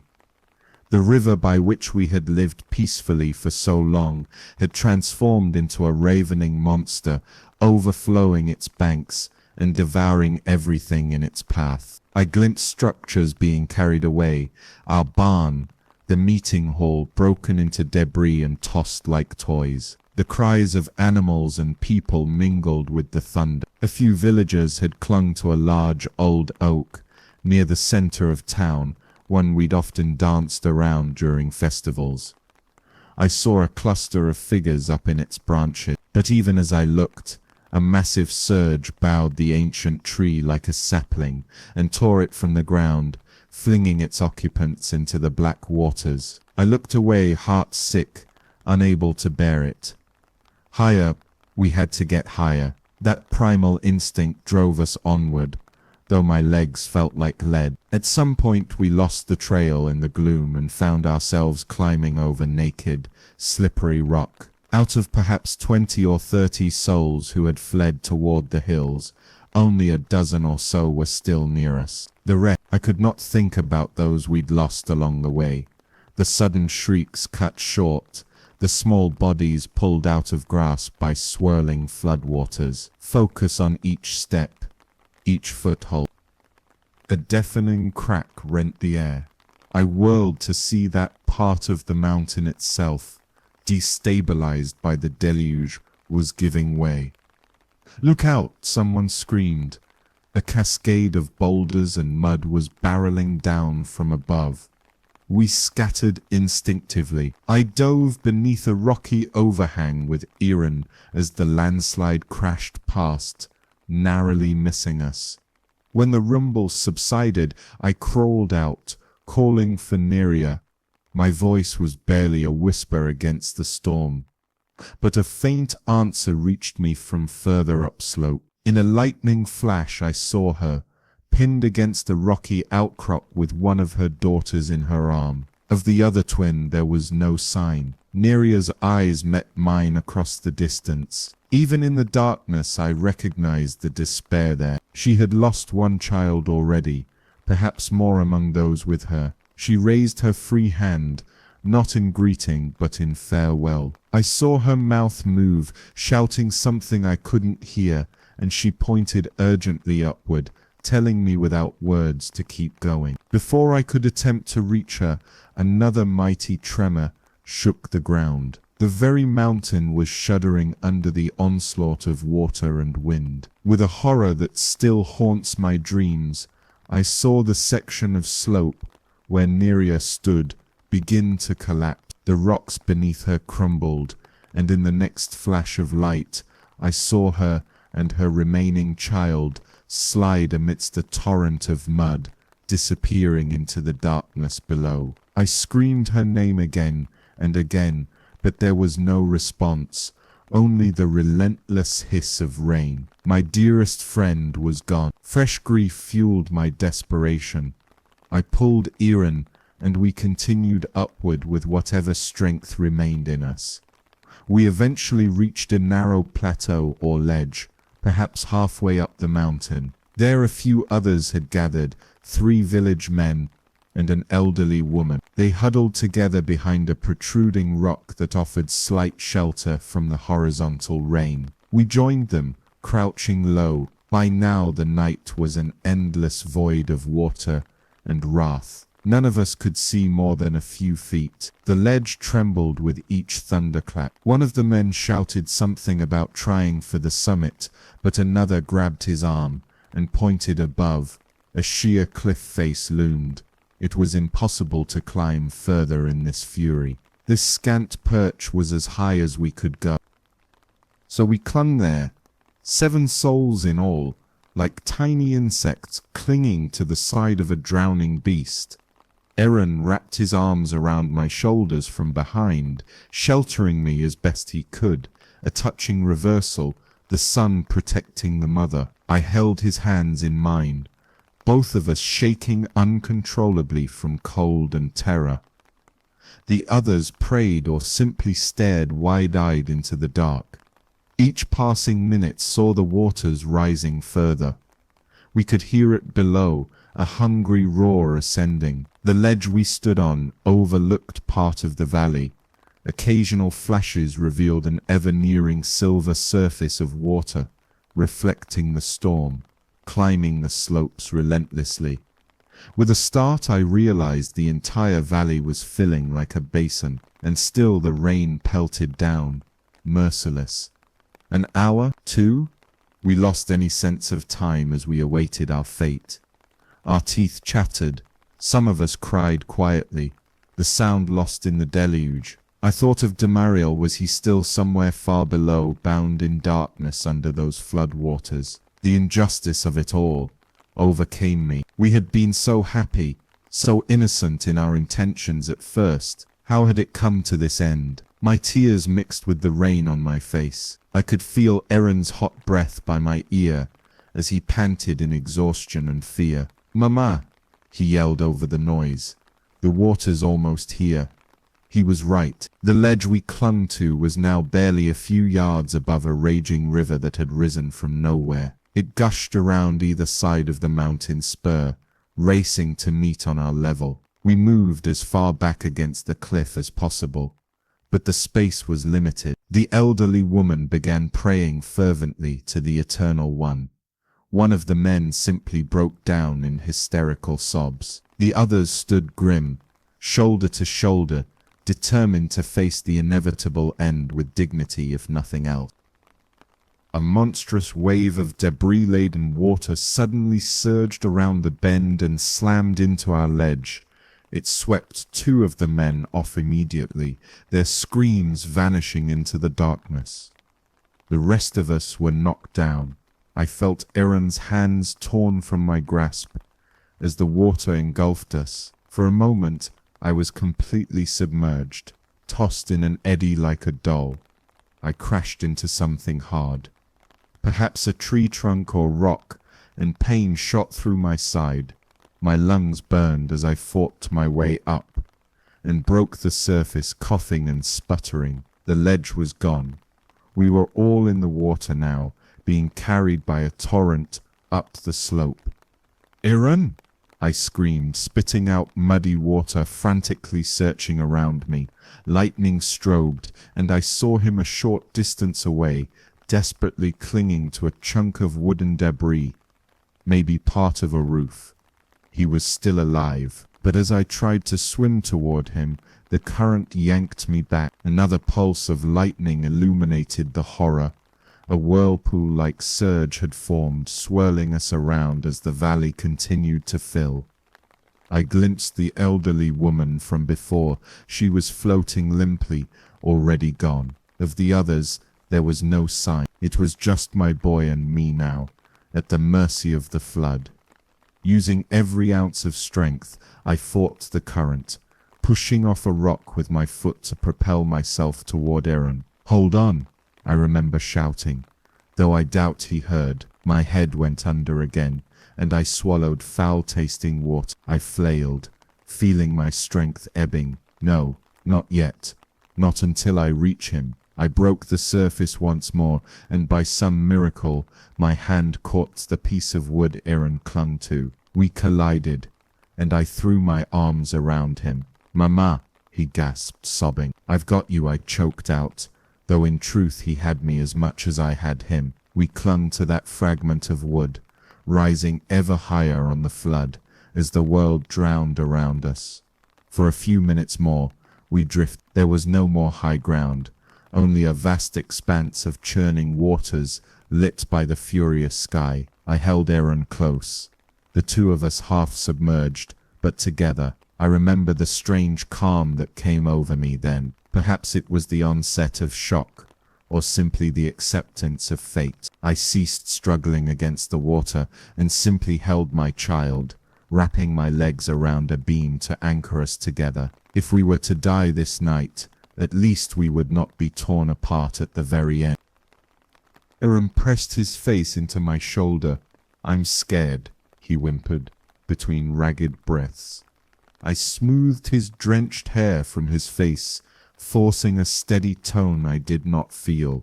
"Shh, my love, I know, me too. But I'm here, I'm right here." The rain stung like needles now. Debris bumped and swirled around us. A barrel, that old spinning wheel of my mother's, even a dead ox spinning by in the torrent. The wrathful elements cared nothing for our clinging love.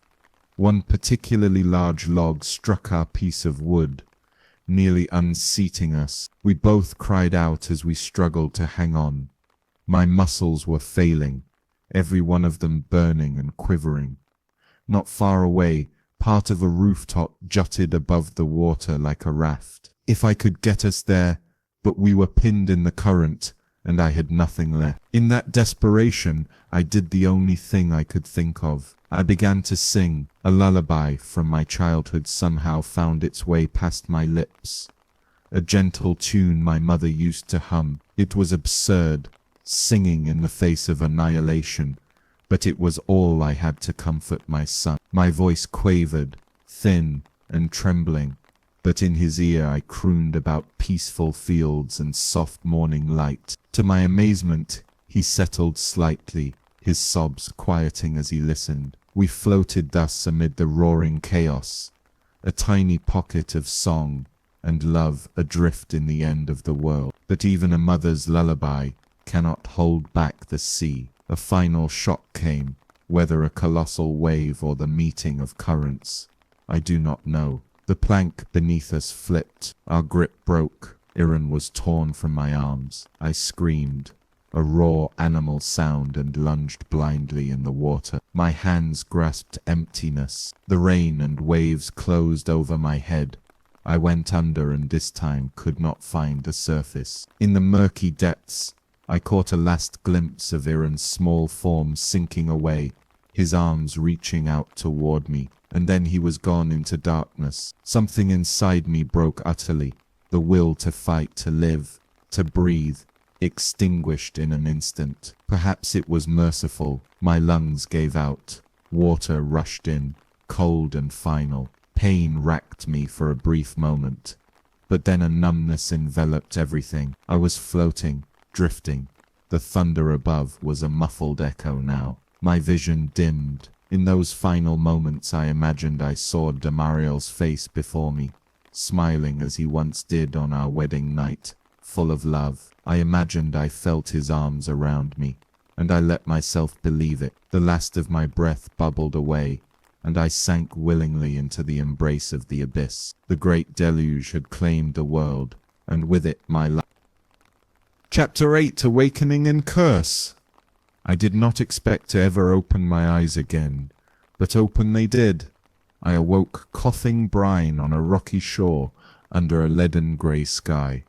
For a long, bewildering moment I wondered if we had somehow survived, if by some miracle I had washed up alive. Memory came rushing back like a tide, the flood, Aaron slipping from my grasp, the cold dark of drowning. I sat up with a jolt, gasping. My chest heaved, yet there was no pain in my lungs, only an ache in my heart. By rights, I thought, I should be dead. Perhaps I was dead, and this some limbo or afterlife. The world around me was silent save for gentle waves. The storm had passed. I was on a small stony island or high outcrop.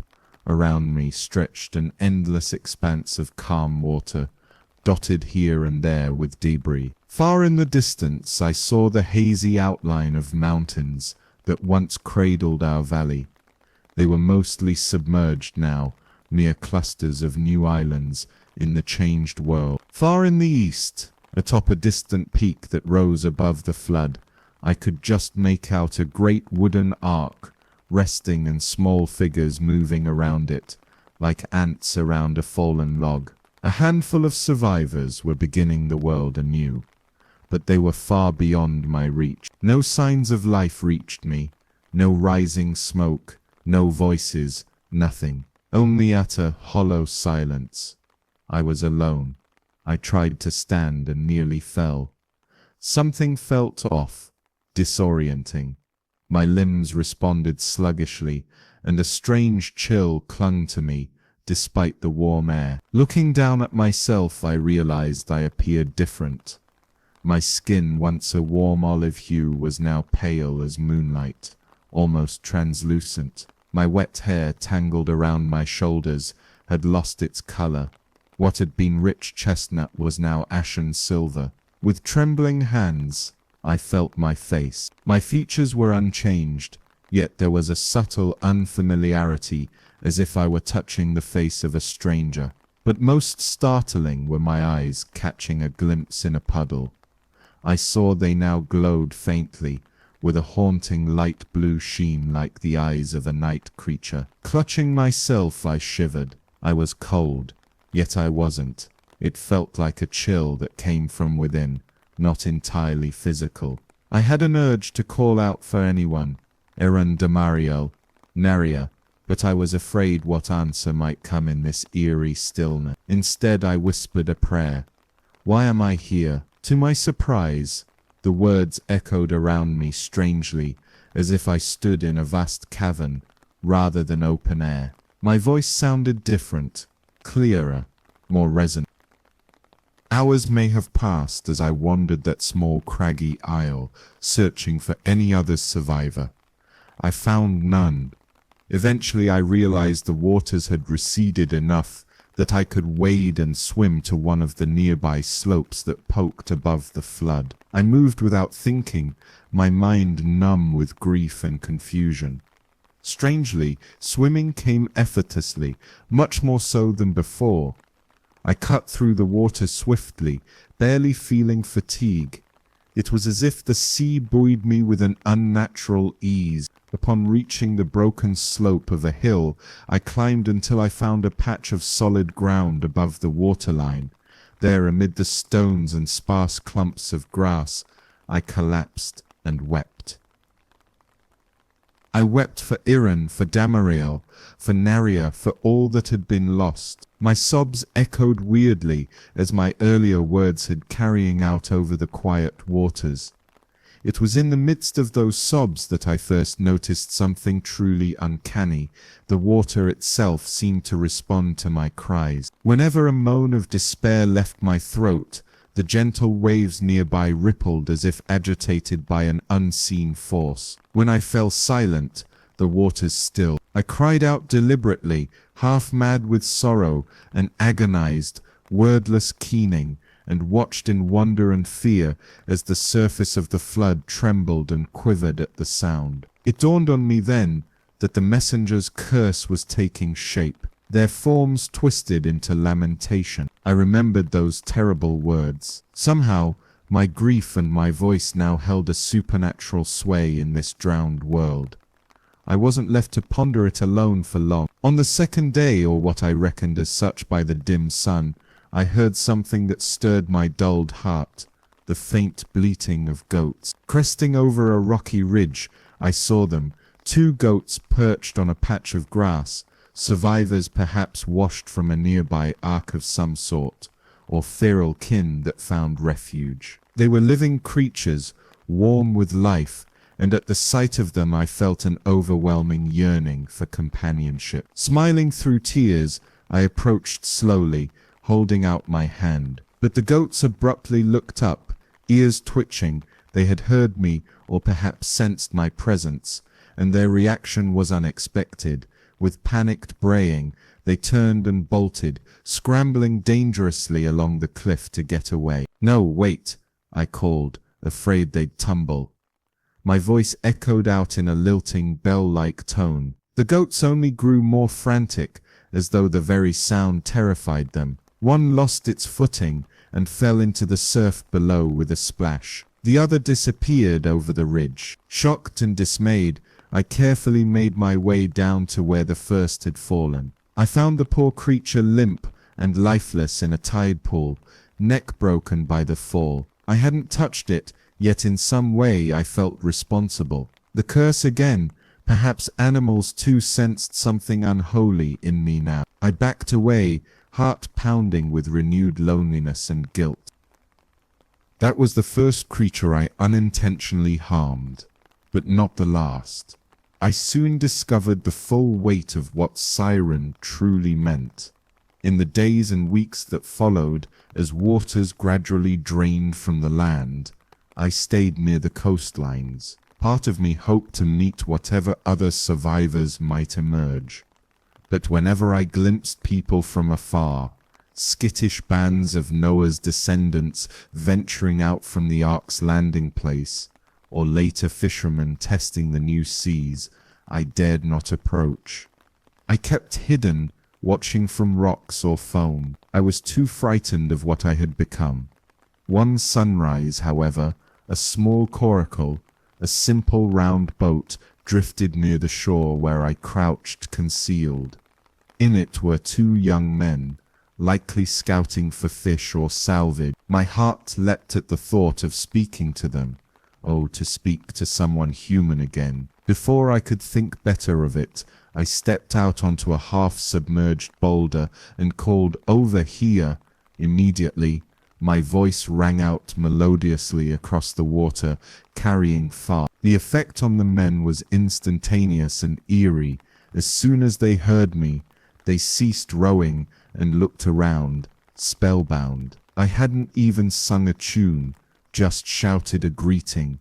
Yet still, one of them spotted me and cried out, pointing. The other's face went slack as though entranced. They began paddling towards me, not answering my wave, their eyes fixed in what looked like fascination or perhaps fear. It was then I realized I stood in plain sight, drenched and pallid, hair streaming around me. To them I must have looked like an apparition, a strange maiden alone by the sea. I thought to run, suddenly self-conscious, but before I could, a treacherous wave slammed their tiny boat. Perhaps they'd lost control in their daze. The coracle capsized, pitching both into the surf. I gasped and instinctively dove into the water without hesitation. My newfound speed allowed me to reach them in moments. They flailed, one already swallowing water. I grabbed that man under the arms and kicked towards the surface, desperate to save him. But as soon as his gaze met mine,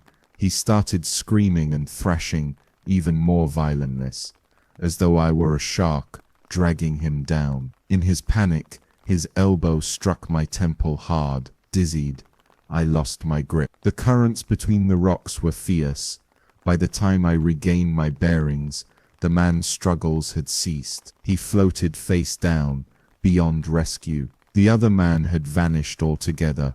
I later found his body washed ashore, not far away, eyes wide open in shock. Sometimes on nights when the moon glowed on the waves, I believed I heard faint echoes on the wind of others like me. A distant mournful cry, half woman, half night-bird, would drift across the breakers. I would answer in kind, a sorrowful harmony, and for a moment the vast emptiness felt just a little less lonely. The wives of the watchers were out there, scattered and accursed. Only once did I encounter another of my Ker-sisters in the flesh. Drawn by an especially haunting melody on a misty night, I glided over the starlit waters to a craggy islet. There I beheld her, a gaunt, pale figure, perched upon a rock, wings of tattered dusk folded at her back, her long hair blowing in the breeze. Even before I saw her face, I knew it was Neria. My dear friend's eyes, once so full of laughter, widened with recognition as I emerged from the waves. We rushed to embrace each other, and for a moment we wept together, our anguished cries echoing into the fog. No words could fully express our mutual apology, our sorrow for surviving such a fate. I told her of my wanderings, and she spoke of hers, of distant deserts where she had wandered aimlessly, of nights spent hovering outside villages just to hear human voices without being seen. In her voice I heard the same loneliness I knew too well. We lingered until the first light of dawn threatened. There was comfort in shared company, yet we also understood a fearful truth. Together, our combined lament was dangerously potent. Already a fishing boat had strayed unusually close to the rocks, the sailors aboard transfixed by our unwitting duet. With heavy hearts, Neria and I knew we must part ways for the safety of others. We hugged one last time. Perhaps in another world we'll meet again as we were, friends, not phantoms, she whispered, tears in her milky eyes. I had no reply but a gentle kiss on her cheek. Then, as the sun's rim glowed, we slipped back into the sea in opposite direction. That brief reunion was bittersweet, balm for the soul, yet a stark reminder of how much had been taken from us. Afterwards, our songs across the winds carried an added note of longing, for now we not only mourned our husbands and children, but also the friendship we could never truly reclaim. Yet no lamentation could undo our fate. People eventually gave name to what we had become. Sailors whispered of sirens, terrible, enchanting creatures that lived on isolated rocks, who with bewitching songs could lure men to their deaths. I suppose it was inevitable that our tragedy would become someone else's cautionary tale. We, once flesh and blood women with hopes and loves, were now reduced to legends of monsters. Over time, I even heard bards embellish the tales. They said the sirens would sing sweet melodies to beguile sailors, promising them love or paradise, only to drag them under the waves. Some placed us not in the sea but on perilous cliffs, as half-bird temptresses, calling out to shipwrecked men on the rocks. The specifics varied, but always the essence was the same. A beautiful woman's voice spelling doom for any man who listened. In those stories, rarely if ever did anyone speak of why we sang so sorrowfully. They did not know, or did not care, that our songs were born from heartbreak, not malice. One evening, many long years after the deluge, I slipped near to a harbor of a new city, keeping to the shadows unseen, and heard a storyteller regaling a crowd with the tale of the flood. My heart clenched as he spun the ancient account, how the world had been corrupted by giants and illicit unions, and how the Eternal One cleansed it with waters. But as I listened, a bitter taste filled my mouth. The storyteller laid the blame squarely at the feet of mortal women. It was the daughters of men, he intoned, their beauty and seductions that drew the holy watchers down from heaven. Women's wiles doomed the world. The crowd murmured disapproval at those long-dead women's supposed folly. I felt rage and sorrow surge within me. They blamed the women, not the angels. In that moment I wanted to scream, to reveal myself and tell them the truth. But I knew it would only bring disaster, and no one would believe me in any case. My nails bit into my palms until blood ran, but I swallowed my truth. There would be no vindication for us in the minds of men. They had already written us out of our own story. So I remained a silent, unseen audience to the calumny against us. The centuries rolled on, and we faded further into myth. The women who loved angels passed from living memory. Only the echo of our punishment lingered in folklore. Sirens, liliths, temptresses of the night. Different names in different tongues, all tools to shift blame and instill fear of feminine power. We wives of the watchers became cautionary phantoms, conveniently forgotten as real individuals. Our husbands, the watchers, fared little better in recollection. Some say they turned into demons chained in the pit. Others hardly remember them at all except as vague sons of God or falling stars. But the simplicity of women were to blame, seemed to endure most strongly in moral lessons. That perhaps was our final erasure. Epilogue, Song of the Forgotten, and so here I remain, endless years on, singing my story to the open sky in the only way I can. My voice, once a gift of joy, is now forever tinged with sorrow and danger. It carries across waves and wind, often misunderstood as a deadly lure, when it is truly a cry of longing. Longing for my beloved Damariel bound in darkness. Longing for my sweet son, lost beneath the waves. Longing for the life that was stolen from her. Sometimes I fancy that when I sing at the ocean's edge, a voice echoes back from below, a mere trick of the waves, perhaps, or my beloved answering me from the abyss. In those moments I pour all the love and despair in my soul into the melody, hoping somehow it reaches him in his chains, hoping he knows that I have not forgotten him. The moon hangs low and full above the horizon, its silver path shimmering across the gentle swells. A soft breeze carries the scent of salt and night-blooming jasmine from some distant shore. Overhead the heavens are strewn with countless stars, as brilliant and eternal as the promises we once believed in. Under this serene canopy, the world finally grows quiet. The day's cares slip away, and for a moment it is as if all of creation holds its breath to listen.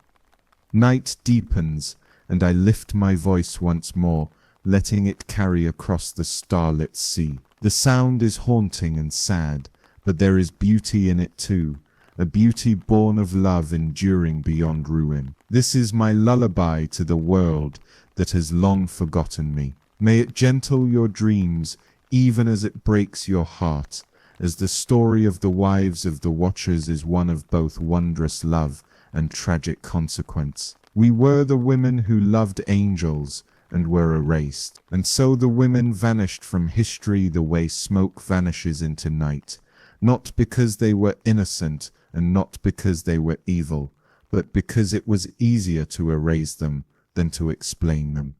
The Watchers were named, their punishment was recorded, their crimes were carved into the bones of legend. But the wives became whispers.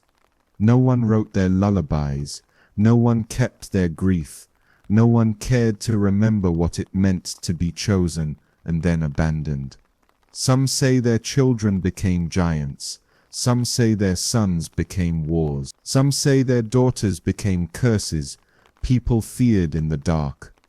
But I think the cruelest part of this tale is simpler than all of that.